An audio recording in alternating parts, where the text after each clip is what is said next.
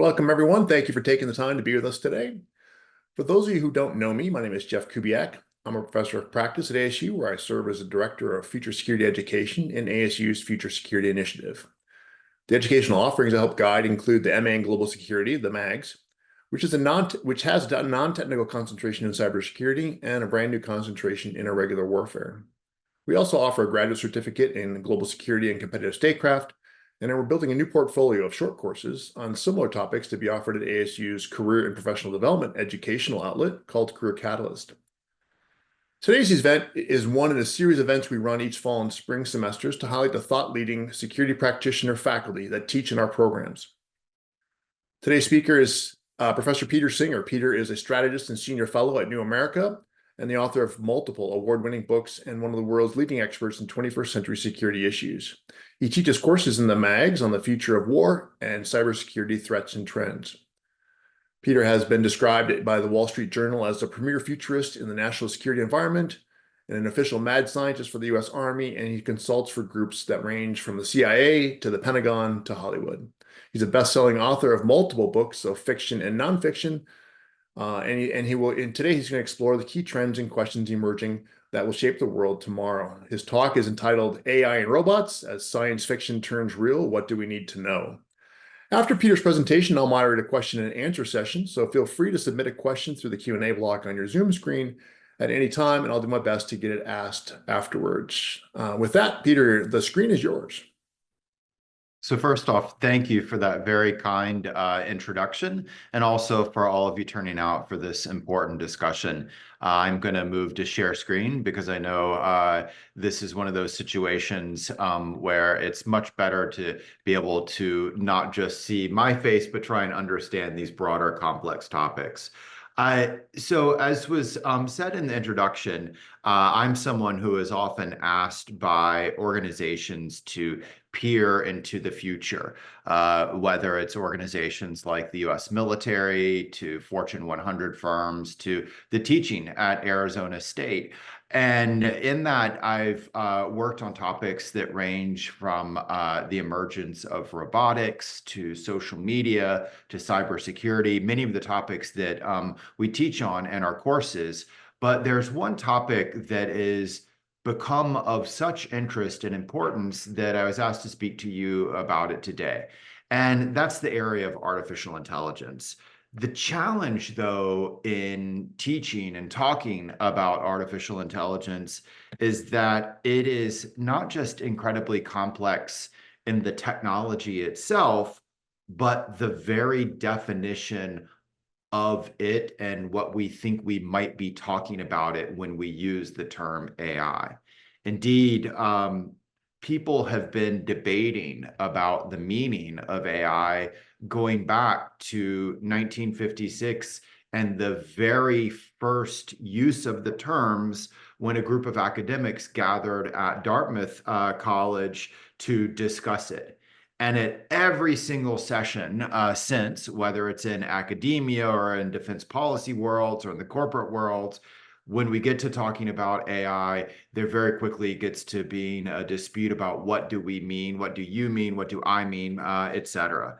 So what I'd like to do to kick off is share with you a couple of key definitions of terms, but to be very, very clear, these are my definitions. They're definitions that blend together how academia, how leading corporations, like whether it's an Amazon or an IBM, think about it. It's a synthesis of these, but it's not what the entire field believes. But hopefully, this is at least a useful framework for understanding these as you move forward. Because that's very much my goal today, is to introduce you to some key terms, key issues in artificial intelligence, so that the next time you're exposed to these topics, particularly as it relates to national security, you'll be smart enough to not only have the basic issues and definitions in mind, but also understand some of the key controversies and questions. So first off, what do we mean by AI itself? Well, it's an umbrella term for all the different strategies and techniques that we're using to make machines more human-like. And to be clear, this is when the machines go beyond basic automation and programming Instead, when they generate outputs that are based on complex data learning and analysis, problem solving, pattern recognition. And so the result is that AI is this umbrella term that includes everything from smart assistants in your home to driverless cars to robotic vacuum cleaners, you name it. Now, there's another key term, machine learning. It is a subset of AI, which is the science of developing algorithms and statistical models where the computer systems use it to perform complex tasks without explicit instructions. So they use these models to identify patterns in the data and produce a result which often has an associated probability of correctness or a degree of confidence. And so the examples here range from face recognition to product recommendations and online shopping platforms. Another key term that you probably are starting to hear a lot is a neural network.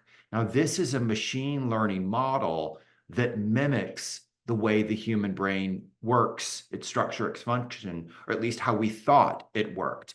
And so it's a type of deep learning, a machine learning process that uses interconnected nodes or neurons in a layered structure to achieve these goals.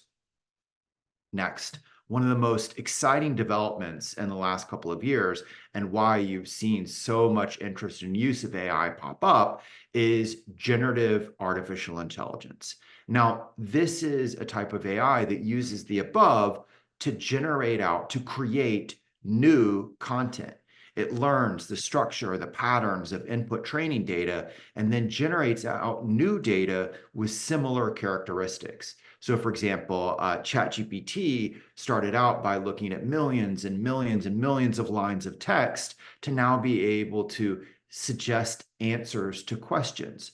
But the key is it's not really an answer. It's more a prediction of the next word that that person wants to read. Final key topic area, robot.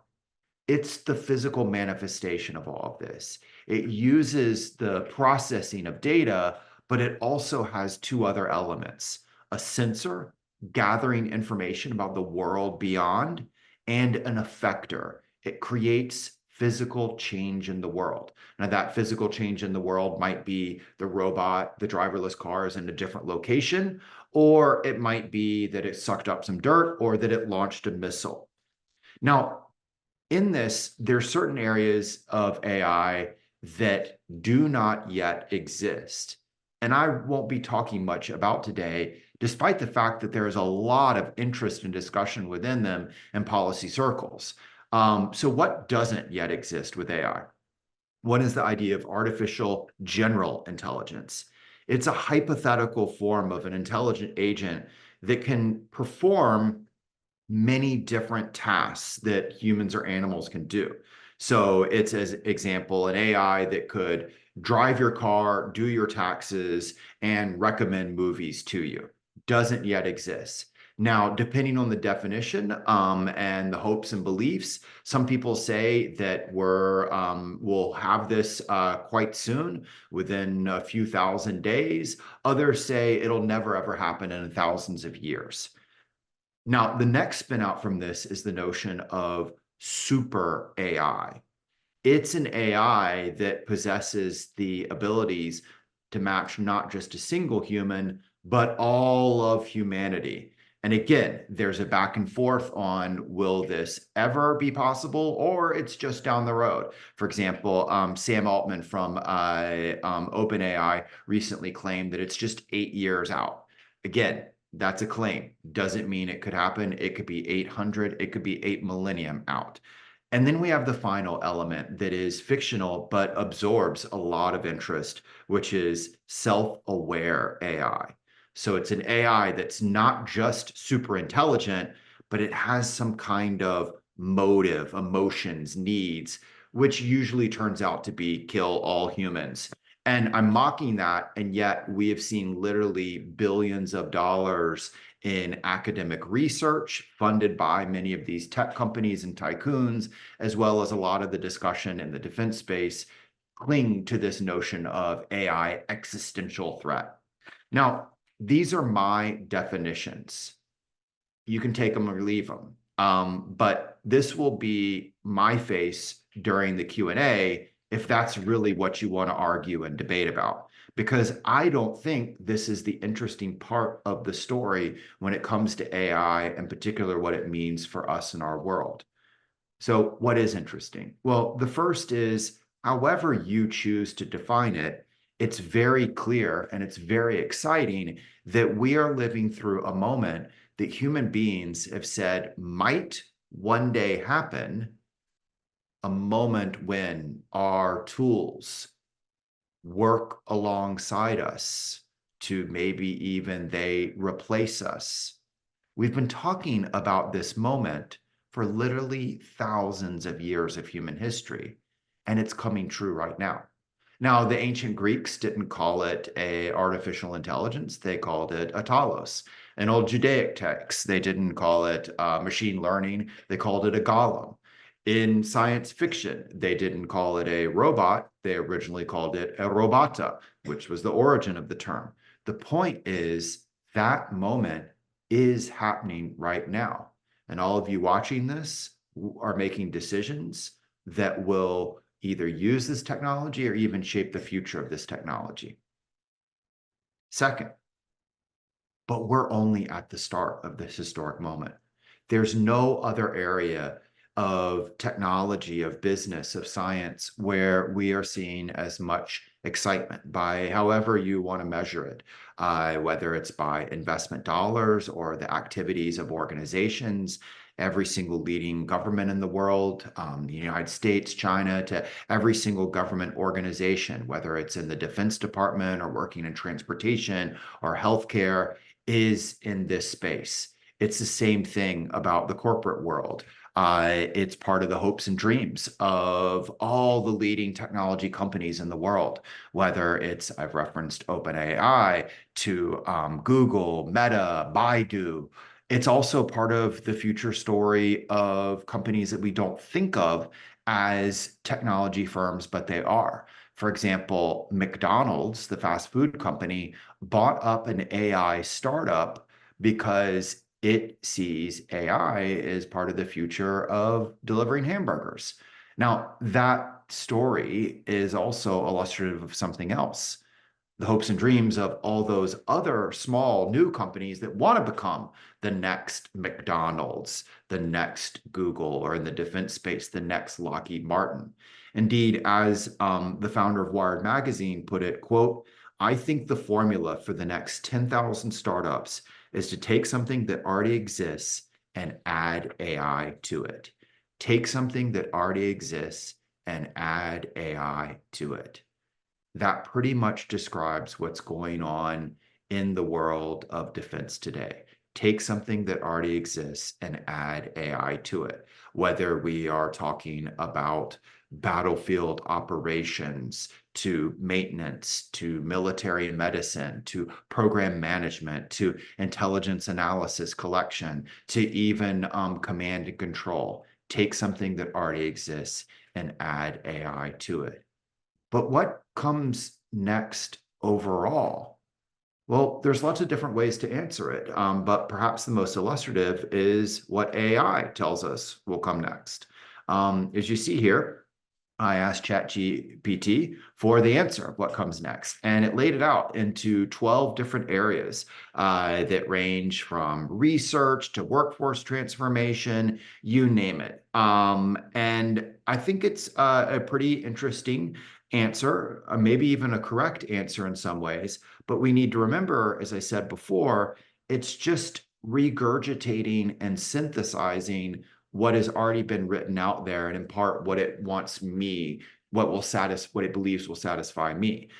Think of generative AI in these situations as almost like an overeager intern. But there's another element of it that stands out to me, which is how incredibly positive it is. It says these are all the different things that are going to happen. And it only, though, raises one small point of concern at the very end, where it notes that it will, quote, raise important ethical, societal, technical considerations that will need to be carefully navigated. Okay, cool. Problem solved. That's it. Now, there's other ways to project what might come next, other ways to research. And that's to turn to the human experts. And there was a great study done called A New Age of Enlightenment. And what they did is the researchers interviewed 328 different human subject matter experts, people with backgrounds like computer scientists, political scientists, and they asked them about what they thought would play out next. And you see here the overall all survey results. And I think it's really interesting what they project will happen to our society from this technology. The first is they project a effect on areas that we care deeply about, be it politics and elections to warfare. Secondly, is notice on how many of them, the majority of the human experts saw that it would be more negative results.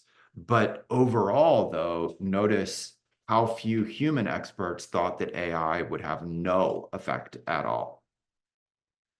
Third big takeaway. I think the best way to understand what's going on now and what will play out, at least for your and my lifetime, is a new revolution, an industrial revolution, rather than a revolution of the robots rising up against us. For example, Oxford University did a study of 702 different occupational specialties, job types, everything from truck driver to lawyer. And it found that 47% of these job types over the next generation will see either redefinition, drastic reduction, or complete replacement. The IMF looked at overall job numbers and projected 40% of overall jobs, as opposed to job types, will be affected by this. Now, again, they could be quite wrong.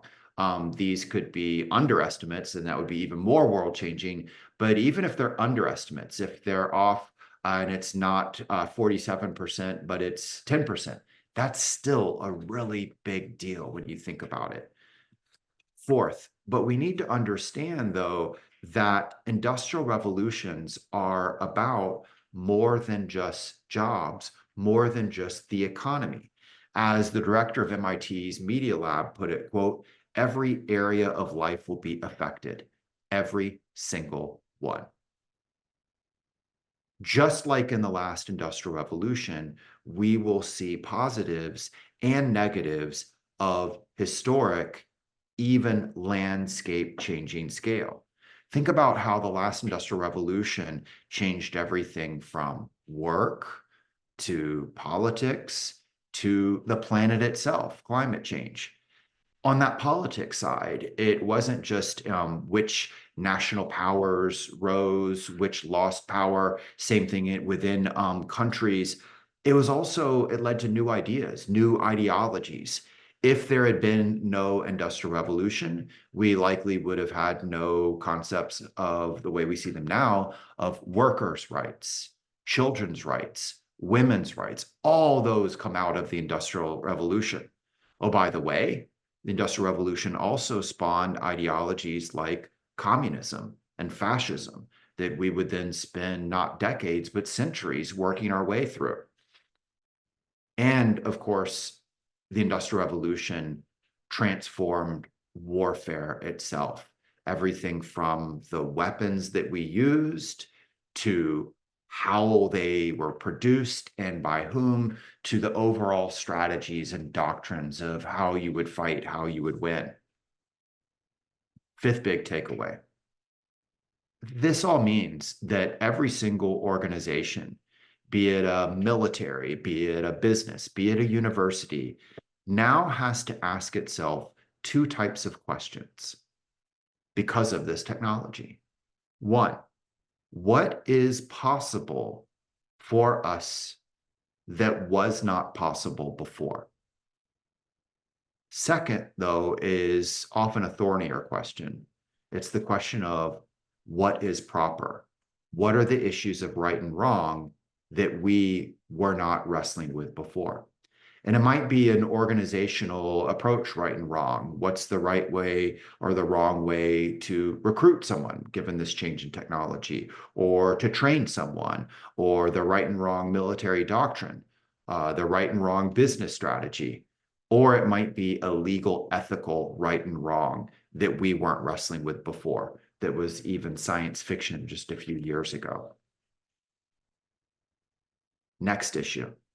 Among the most central of these issues of what's possible, what's proper, is a question that every organization, again, from the military to big corporations like Amazon, are looking at in terms of not just what's possible for us, but what's proper for us, which is not just what is this technology, but what is the proper, the best, the optimal human relationship with it. At the end of the day, there's only 4 different approaches when it comes to this technology and how we might use it. And for whatever task, whether it's in medicine, whether it's in warfare, you have to figure out which is the best one for you. And you can't get away with choosing all of them because the different approaches require different kinds of technology, but also different kinds of people and the different kinds of training to work with that kind of relationship. So to unpack this, one approach is the idea of the technology as an advisor to the human, an aid, a concierge. It's providing recommended courses of action, but the human still makes the ultimate decision. And we see this in everything from medical diagnosis to how Netflix decides not just what movies to make and who should be in those movies, but then how it feeds to you for you to decide which movie to watch. It's the same thing playing out in the realm of warfare, recommended courses of action for even where to deploy battlefield units. Now, this idea that the human is in charge at the end still can be incredibly controversial and complex. We're seeing this play out right now in the operations in Gaza and now Lebanon as Israel responds to the attacks of October 7th last year. Basically, Israel has deployed a suite of AI technologies that are sifting through intelligence data, everything from drone feeds to signals intelligence to seismic data, and then using that information to provide recommended targets in everything from what buildings to strike to identifying who the system believes to be a member of Hamas or not. These are systems known in public reporting as Lavender and also Hasbara, the gospel. Now, the human still makes the ultimate decision on the strike, but it's been incredibly controversial because on one hand, the Israeli military reports that it has been the equivalent of multiplying out their analyst teams by 50. That's 50. They're able to sift through more information than ever before, derive more insights than ever before, faster than ever before. But of course, we've also seen that yield more targets being struck than ever before, and also questions of, well, what about your confidence in the data that's being put into the model? What error rate are you willing to tolerate? What about biases that might be built into the data? Who do we hold accountable if the strike goes awry? So the human's ultimately in charge, but it's still incredibly complex in that model. Second model, related but very different, is the idea of the AI is an extension of us. It extends our presence. It extends our reach. Whether it's not providing you recommendations to a doctor, it's allowing the doctor to do remote surgery, or in logistics, whether it's Amazon or the US military delivery, or ISR intelligence collection, or even delivery of a munition, of a weapon, of a bomb. Third approach, again, related, but very different because of the kind of technology that you would use, the kind of training for the people, is the notion of the machine is my partner, my teammate, my wingman. It's there working alongside me, whether I am out in the battlefield, up in the air, I'm on a factory floor, I'm in a university lab. The final approach is the idea that it's not an aid to me. It's not extending my presence. It's not my partner. It's an agent representing me. And then that idea of it's an agent out there representing me means that it can then interact with other systems, including other of my agents, which then creates an agency as they operate together. How, there might be individual bees, but together they make a swarm with its own kind of behaviors. The same thing with drones or bots. Next issue. From these different approaches, from these different potential uses, we also get new questions of policy, law, ethics, morality. Now, that's always happened with new technologies, whether it was the bow and arrow to the atomic bomb, the airplane to the computer. They always introduce new questions of policy, law, ethics. But this is different because this is the first technology that's more than just another tool, as we talked about before. It's deciding and acting more and more intelligently, ever improving, maybe more and more autonomously. It's becoming more and more of what researchers call a black box, where it's becoming harder and harder to even impossible for us to understand why does it act the way it does? Why does it yield the conclusions or recommendations or actions? To in turn, it often cannot even explain why it did that action or made that recommendation. And so the result of this is that there's two new types of policy, legal, ethical questions that we've really never dealt with before in human history.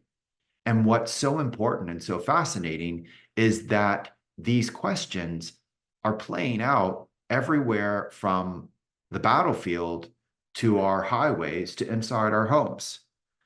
The first question is machine permissibility.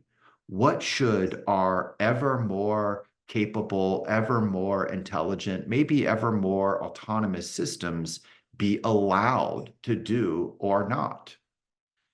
The second question is machine/human accountability. Who owns the fruits of that machine's actions?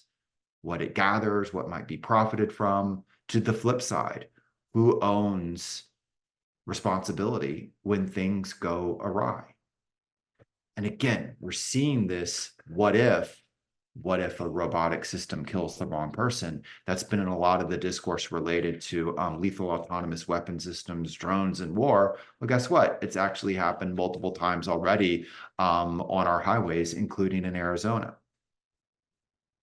And that leads to a final question that comes out of all of this, which is the who side, not just in who to hold accountable, but who gets to decide how to resolve these various issues.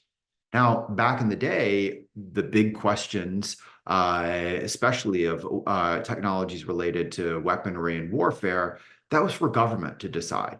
Arms control treaties were made between government. Well, that's maybe not the optimal approach here. First, you have the question of, okay, if it's government, well, which governments? Who in government? Do I want a world where Vladimir Putin is deciding the ethics of AI and the proper uses on the battlefield? But then people can reasonably argue, well, actually, this is an area of a lot of civilian activity. Maybe civilians should be involved, but which civilians? Large technology corporations, okay, ones that are publicly held or ones that are dominated by individuals who are trillionaires.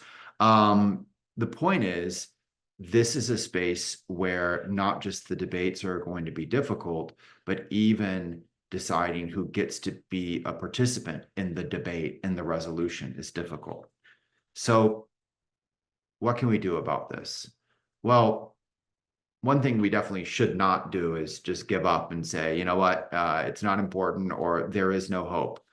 Instead, I think what we want to do, what we ought to do, again, whether we are thinking about geopolitical questions or we're thinking about the proper use of AI in our military organization, in our corporate organization, in our university, is to not focus on the nightmare scenario only, but rather what is the destination that we want? What would success look like? And then how can we get there? And this is my own belief, is one of the optimals that we can hope to achieve is the notion of assured autonomy. And it has actually two different meanings applied to this space. One is it's inarguable that we're going to see more and more of this technology used in more and more ways. So we want systems that we can rely on, that are reliable. But secondly, is the idea of assurance that we've got it right, that this is a future that is not just the one that we want, but also that we're on the right pathway to it so that we feel assured. So it's both about the technology, but the human side, which is something that I've talked about again and again today. Next issue. As part of this, of part of reaching this world, every organization, again, whether it's a military, whether it's a business, whether it's a university, needs to be rethinking not just its acquisition, its purchasing, but its human side, its talent management, both in how can I use AI, but also what does AI mean for it? So everything from my recruiting, how can I recruit better using AI, to what does AI mean for the kind of people that I want to recruit? The same thing for training, for evaluation, for who you get rid of. Point is, it's again, how do I use it as a tool, but also how does it affect the world that we're operating in? Next, we need to catch up our laws and policies for this world. By one tracker, there are presently 121 different legislative bills out there right now that relate to AI and AI policy. That points to the fact that there are a lot of gaps to be filled. And of course, given our record in legislation, that's laws submitted. That doesn't mean actual laws that result. It's the same thing if we're thinking about strategic studies, again, whether it's in a military or it's in a business or in a corporation or in a university. And so I think what we want to do is also try and understand not merely what should the law, what should the policy be, but what's the best process, what's the best approach for going after this. And actually, I think the model that the Defense Department took related to AI, and particularly the ethical uses of AI, is a pretty good model, not just for other militaries, but again, for corporations, for universities, you name it. So what they did is they went through a series of steps. First, they gathered experts from a wide variety of backgrounds, experts in robotics, computer science, political science, ethicists. Secondly, they didn't just survey them, ask their opinion. They utilized a variety of scenarios to explore both the possibilities and the perils, to, again, going back to what's possible, what's proper.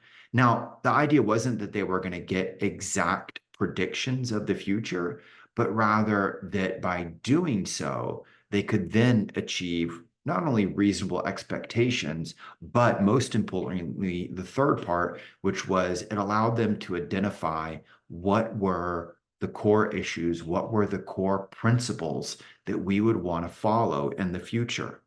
Then they use that process, they use those principles to build out and link with the wider variety of stakeholders, whether it was allies and partners, industry, end users. And then finally, they used all of that to create another building block, which is for the actual policy for the law itself. But here they got one that is more realistic, more accepted, but also illuminated a process where it could be updated. Is it perfect? No, but it's much better to take this approach, be thoughtful about it, get ahead of the problems, rather than what we've seen a lot of organizations, in particular in the in the technology industry do, which is beta test on the world, push it out there and hope for the best. And then there's the opposite of that, which we've seen too many government agencies and universities do, which is the ostrich approach, put our head in the sand. Let's go about it in a much more thoughtful manner. So with that, I know I've thrown a lot at you today. So I'll just end with this. I hope you take away both the excitement of what this technology bodes for our world, all the amazing changes that it will drive, but also a sense of wariness about the challenges that will result from this. At the end of the day, we're only going to get it right if we focus on not just the machine side, but the human side of the equation as well. Thank you. Wow. That was a lot, Peter. My head hurts, and I'm trying to work through how I would even question that. I think that I'll get to a question. There's one question asked by an audience member in the Q&A block. Please feel free to jot down some questions for Peter in the Q&A block, and I'll try to get to them. But I'm going to take the first question, and I prompted you before we started with one I was going to ask, and I'm not asking that question after that presentation because clearly it's not applicable. What is applicable is the thing that struck me the most about this as a human being today, and not as a practitioner or scholar in the security space, but as a human being, that idea of rest assured was really kind of troubling to me, because not only did you mention this idea that we want to have some place where we're going to go, but that we're going to feel rest assured along the way that we're on the right track. Those are really troubling to me because, quite frankly, as a human being today, I'm anything but rest assured, because too much of what I see is nefarious, and what I see is destructive of values that I hold important, as well as largely because I'm a product of this world, and the social structures that existed that made me who I am. I feel like there's a certain value to them, and they're going to go away, and I don't know what comes next. And so rest assured is not something I feel. Now, I know you're a father of some young children too, so you want to see a world that you can rest assured they inherit is going to be something um, positive and constructive and hopefully prosperous, at least secure. Where are we in that path? I mean, how are you? Are you rest assured? Why should I be rest assured at this point? Oh gosh. So I Yeah, think there's, a lot harder than the question I had prompted you with before we yeah, started. no, but what you raised makes me think of three different things. So there's the first, which is look, people like you and I, we work in the national security space. We're consumed by all the threats, all the dangers out there. That's what we're interested in. That's what we're paid to do. We're paid to teach students about it. We're paid to help militaries understand it. So there is a little bit of the selection bias, and that filters through even in my own presentation, right? You could imagine a presentation that was here's all the problems that AI is going to solve. Isn't it awesome?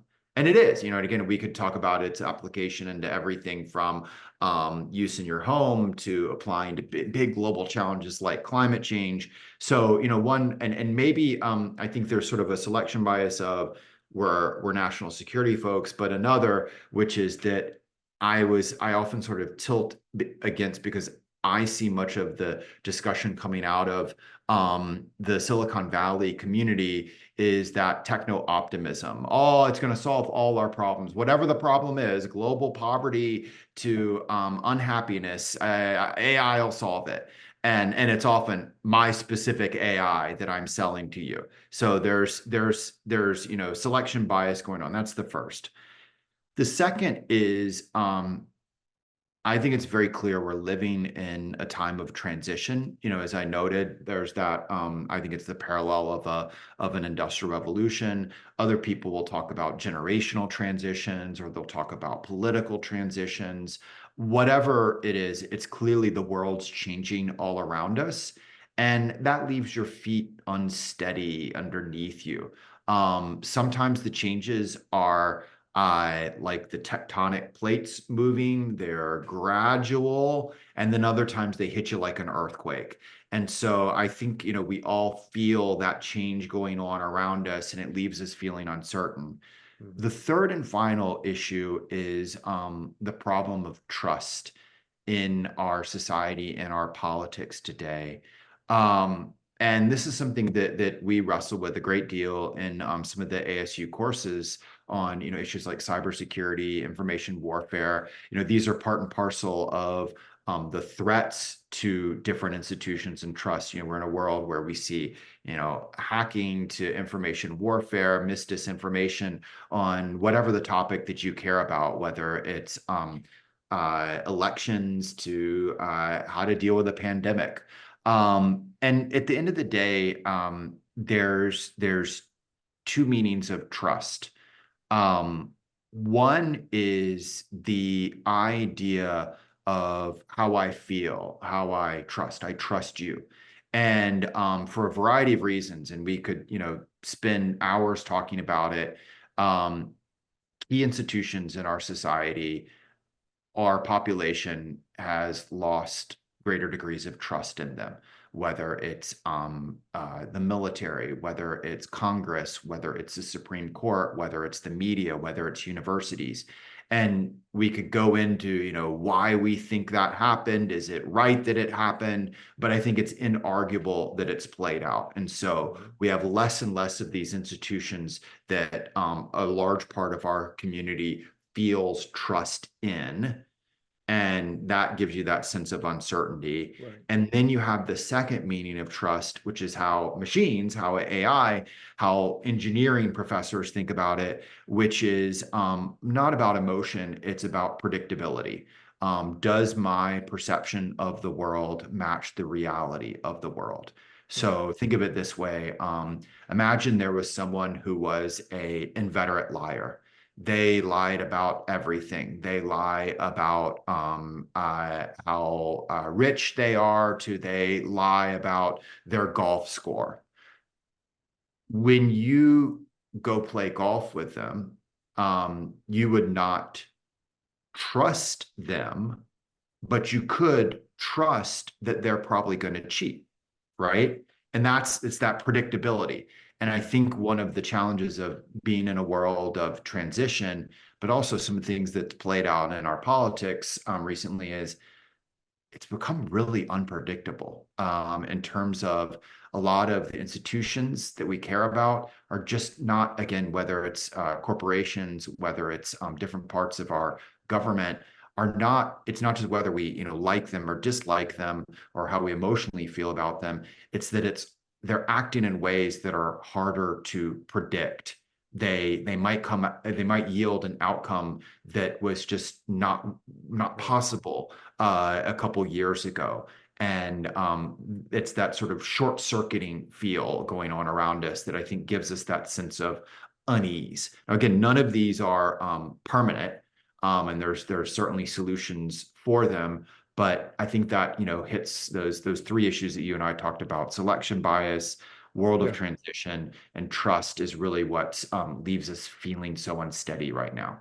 I like the metaphor or the analogy of the Industrial Revolution because, as you know, a lot of the institutions you labeled that we have had trust in, especially in this country, gained importance and value over the course of the U.S. adoption and progress through the Industrial Revolution, right?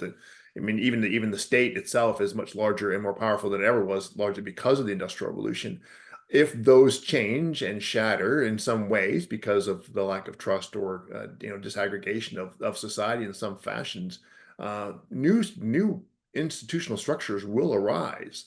Are we on a path? And this is one of the questions that was asked by an audience member. Do you see a path either in contemporary leading edge indicators or in a drawback to the analogy that humans become employed in new ways, in different ways? What do we do with the dislocation of employment, if you will, caused by AI?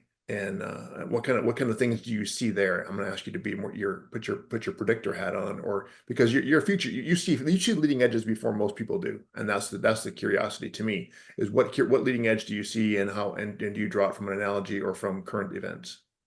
Wow. So there's two things that I want to hit on there. There was one, what you raised of how many of our institutions, how our organizations, and literally how they're structured Right. reflect uh, worlds and decisions that were made not in the last generation, but sometimes, well over 100 years 100 back. years. Mhm. And that's part of that, questioning of what's not just Right. possible, but proper. It hits everything from you and I work in a university, teach in a university, and we are not physically in the same place right now. And Arizona State, notably is engaged the online world. The whole structure of it is different than the university model that, really developed back in, what is it, the 1200s in England. Right. Or let's use a military example. Um, our command staffs, the organization of not just the U.S. military, but most other militaries out there, reflects, the division into, G1, G2, et cetera. It reflects reforms that the Prussian army went through after it was beaten by Napoleon. Maybe these are not the optimal match, right? And so there's that sort of organization, and yet often your hierarchy, your org structure is often the most difficult to change. To give like a warfare Right. example of this, I love that the U.S. Army is embracing the idea of, you know, not just drones, but robotic tanks. But if you said, well, what about changing the number of people in an infantry squad? My God, no. Whoa. And again, and that, we know the structure of infantry squads has changed, multiple times over the US Army's history. But so it's willing to embrace, it's almost inarguable that, hey, we're going to use more and more robots and they're going to be Right. more and more autonomous. But if you were to say, well, what about changing the infantry squad? That's a whoo, whoo. And A again, bridge I'm too not saying far. you ought to. I'm Yeah. just saying it's something that's fraught with emotion, and it would be maybe harder to do. Um, so then you have the second question, which was this idea of, well, okay, if we're going through these transitions, particularly as it relates to employment, what are going to be some of the effects of this, and how do we deal with it? That is something that we wrestled with, August Cole and I, my co-writer, in a book called Burn In. And Burn In is a smash up of a novel and nonfiction research. We call the concept useful fiction. And so it's a novel about a hunt for a terrorist through the streets of Washington, D.C., about 10, 15 years from now. But it's a novel with 300 footnotes. It's really a way of sharing the latest research on how AI is going to be used, what are some of its ramifications, and again, how it'll be used by everyone from Amazon to the police to the ramifications that we've talked about, including these effects on the economy. And I think, again, this is the sort of like positive and negative side. We know that in industrial revolutions, there's winners and losers. Right. There are new industries that are created, new wealth that's created. And again, it might be new individual wealth, new tycoons to new regions that take off. But there's also losers. There's businesses that go under. There's nations that used to be top of the heap that no longer are. There's individuals that might have had a thriving job that's no longer wanted. Think about, everything from the term calculator used to refer to a profession. It was someone who made the equivalent of around $200,000 today to basically do mathematics in their head. That job went away to a sailmaker. I mean, you name it. Right. And so we have equivalents playing out like that right now. So it really, and you'll sometimes see people say, yeah, but it's creating new jobs. And it is, there's certain jobs that are being automated, there's other new jobs that are taking off. For example, someone who trains in AI.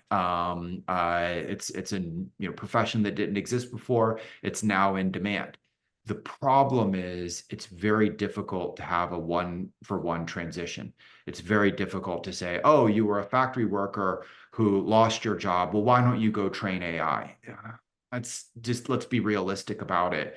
And so it goes back to the prior question where this will all shake itself out, but it's going to shake itself out over not years, but decades. Generations. Yeah. And that's, what we're living through, and we have to be mindful of it. I think the final takeaway is to understand how it connects, feeds into sometimes mass other political trends.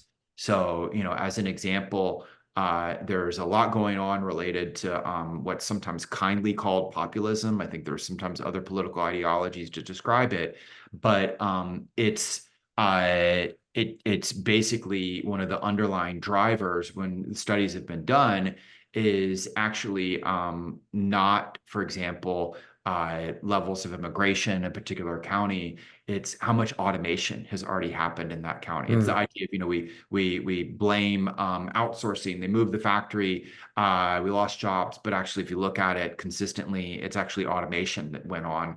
Right. Or you say, oh, but I'm going to bring it all back.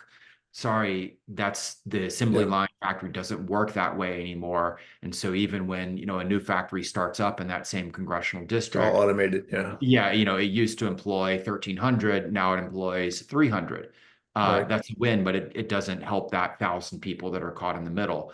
Right. So again, I think it's one of those issues that within our politics, and again, you can talk about this domestically, you can talk about this on a geopolitical Global. scale. Sometimes this is part of what's going on. It's like an underlying driver that we would want to pay attention to. Yeah, I agree. And I think, there is an optimism at some level that this will all shake out and we'll come to some other new, semi equilibrium in our social structures. But that transition doesn't have to be smooth. It's going to be somewhat turbulent. I think that's kind of what we're seeing now. There's a question about the proliferation of AI throughout the world and various organizations and individuals. Why would you be optimistic, or is there a reason to be optimistic that governance is actually something that can emerge out of the contemporary discussion about AI? Clearly, the old actors, the previous generation actors, or if you will only be limited in their power to govern at some level. There's going to be a lot of others who are going to affect that. Is there a reason for optimism in the contemporary movement towards governing AI that that you see already? So I think there's a couple of things that this hits on. And it so one, I talked about the idea of, we can apply this to a lot of different problems and it will aid our insights and maybe even solutions to a lot of different global problems. We have what you're asking, larger, this sort of, how might it be governed? And or this is sometimes framed within not just how might it be governed, but there's deep worry about adversarial nations, authoritarian nations getting ahead of us, Right, right. using it to not just dominate their own populace, but maybe it's part of dominating the world. And in particular, this links to issues with China. Hmm. Um, and there's been a lot, and going back to our prior discussion, there's a lot of people making political hay out of that. And let me be clear, I'm not someone who is blind to the geopolitical challenge and threat of China.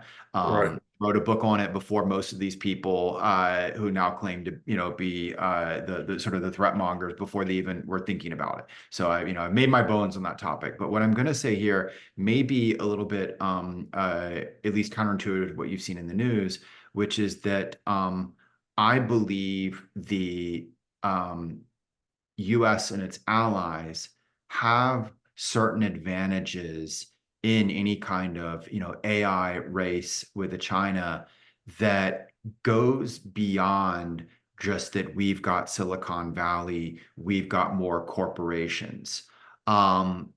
It's one, the uh, we're open societies that allow movement, or at least hopefully we still will allow movement of people. Hmm. And the result is that when you look at the inflow and outflow of people who, where do I want to go? Where do I want to go do my education? Where do I want to go start up a company? We're still advantaged in that. But there's other parts of being an authoritarian state that really is going to trip up China.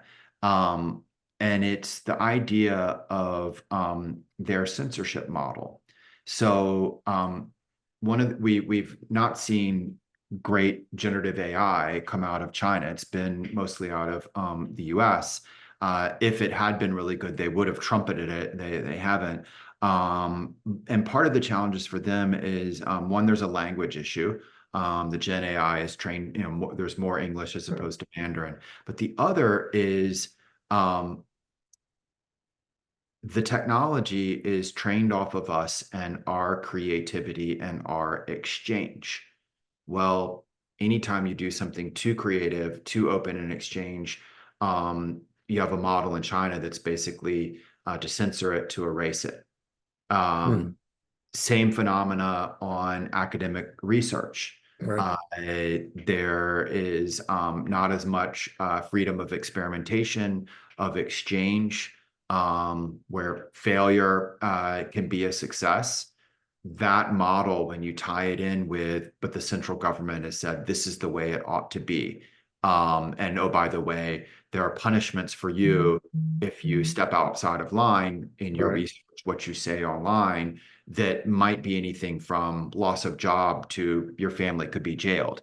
And so it's a structure that makes it more difficult for them to train AI on a wider variety of tasks as opposed to certain discrete ones like face recognition, where they've applied a lot of Right. research Sure. Sure. into that. So what I'm getting at is an authoritarian system um, may find it harder to stay as competitive with AI as a society that's open. Now, back to your prior question, we can identify certain ways that we could shoot ourselves in the foot related to that, right? Hmm. Right. Sure. By making ourselves a society that top talent in the world doesn't want to come to, by attacking universities and saying, I don't want you doing free flowing research. We could come up with a lot of different ways that would, undermine us. But at the end of the day, hopefully we won't do that. Hopefully we stick to this model that was successful in past generations. And even though this is new technology, I think it bodes well for our success with it in the future.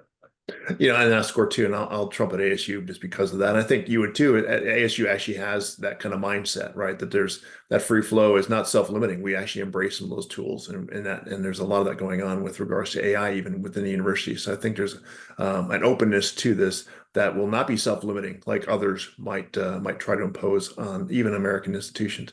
I promised you an hour, Peter, so I appreciate it. We're a couple questions left in the Q&A block that are not unanswered. I apologize to those. Good questions. Incredible presentation, Peter. You continue to blow my mind with these sorts of things, make me think too hard for my own good, probably. But I appreciate all the thought-provoking ideas. Appreciate you taking the time.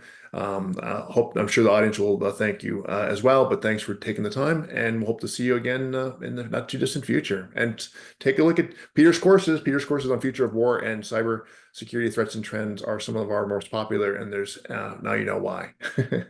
All right, thank you all for coming. That'll be it for it now. We continue to keep an eye out for our future events. We've got several more planned for the fall with similarly engaging topics. Thank you all.